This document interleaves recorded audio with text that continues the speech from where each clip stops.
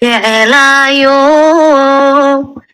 kii aan rago idil isaga uun ka doortee axdigaan la galay iyo ofinayay wacadko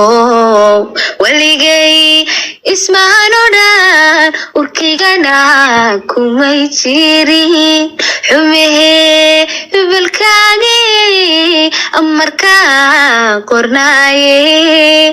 isaseega nagu dhacay amurinaga weyne inkastoo dabiyo olol aqalkeeni lagu shiday inkastoo dhexdeeni buradagi ku xiran tahay misna anigu sidii baan kugu urfayobahay indhahaygu sidii bay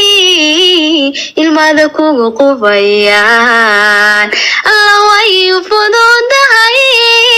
marinaynu kulane sidii banaya aankiyo calafka u samraya rabbigay meexde sidii ban amaanada eba ugu kalsoonahay. aswiri remember wala keenale la hawla wala quwwata illa billah adduunka dadkooda fashilmay adduunka waxay jecel yihiin inay horumar gaarsiiyaan halka Soomaali hadaan ahaynayna dadkooda horumarka gaaray waxay jecel yihiin inay fashiliyaan halkan qofka fiiri qofka hadda shaqeysanayo oo aniga ma hadlayo qof balwad galay oo balaayo iyo rabsho iyo fidmo iyo raasadal kama hadlayo qofka duu qof fiican yahay balwad ku jirin shaqeysanayo oo horumarkiisa ka shaqeynayo aba Mareykanka waa wallahi inaan been ku sheegay kaas no matter what qof hooyadiisa aabi soo habaareen ma u yahay qof duceysan aabo halkan qof duceysan halkan aabo kala kacaysa ani weydii ma fahanti ilkaas shaqadii ugu horeysay Mareykanka markii aan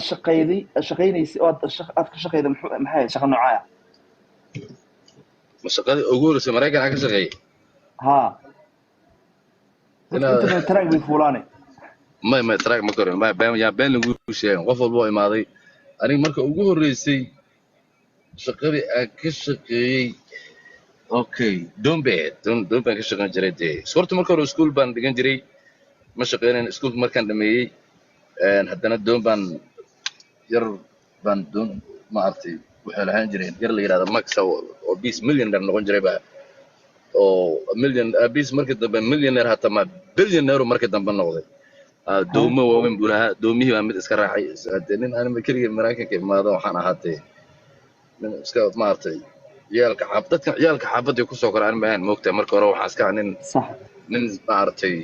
nin dhalinyaro oo xogaago iska ladan baa niyo ciyaalka xaafadda raabkan iyo waxaan iyo markii dambe taan iska waalan ku soo biiray mooyee aniga nin iska ladan baan ahaa waan daawaday video waxaan daawaday iyadoo lagu wareysanayo 10 sano jir aad shaqo ku bilowday ganacsi baan daawanayay markaa wallahi billahi inaan been ku sheegay magaalada Dublin qofka garanaya ayaa garanaya inaan baqaad Dublin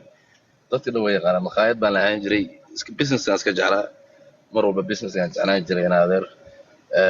waxa kaliya iska ilaalin jirayna waxay ahayd balwada hadda waxaan arkaa dad badan oo marmar dhahayaan arkay oo mid waxaan arkay ku dhaaranayo oo hadda fiiri ku dhaaranayo hadda ka hor baa yar dhalinyaro oo tabliiq baan sheekaysanay markaas uu dhaaniyo adiga dambigaada dhanba ummadda ka qaadato dhaay dhowr qof walba wuxuu dhaqo mid uu ku caay mid been buu ka sheegi mid waxaan jirin buu ku dhaaran dhowr qof waxaan arkaa dani igu dhaaranayo inuu ilka cas ama cirka ku jira ama balwad leeyahay laakiin run ahaantii waxyaalaha oo maadaama aan Mareykanka inkastoo nin weyn baan ku soo galay oo dhalinyaro aan hadal laakiin nin aqal qabaan ku soo galay waxaan iska ilaaliyo mar walba aan ka taxdaro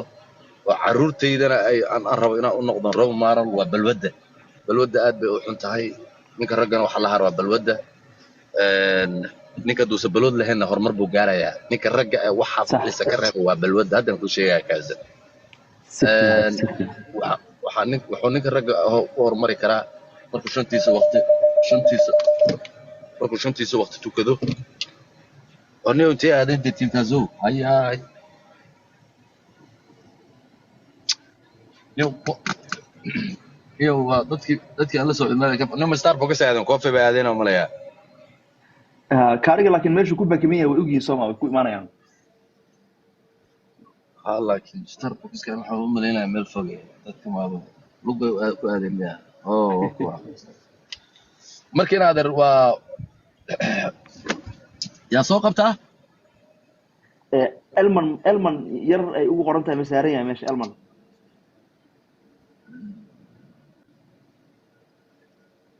meesha waa qasan tahay bay tiimkaas wax maqan ma leh waa la joogaa waa la buuxaa meesha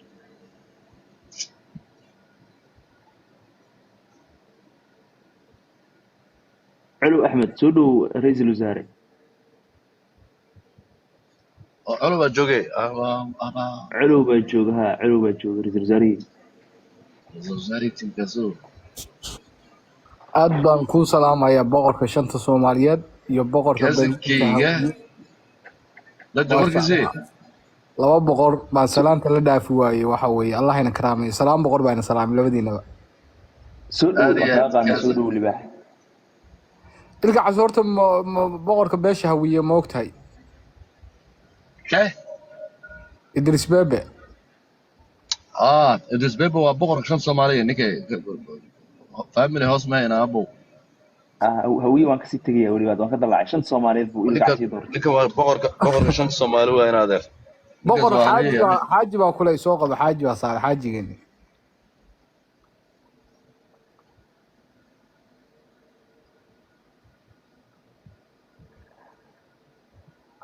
boqor calmadow waa ugu qoran boqor calmadow war dadkii wada boqor bay noqday ma sha Allah war Idris waa ku salaamay waran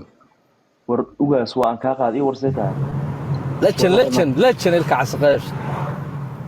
markaas doomiyaha tiimkaasu Idris Bebe culu waa salaamaya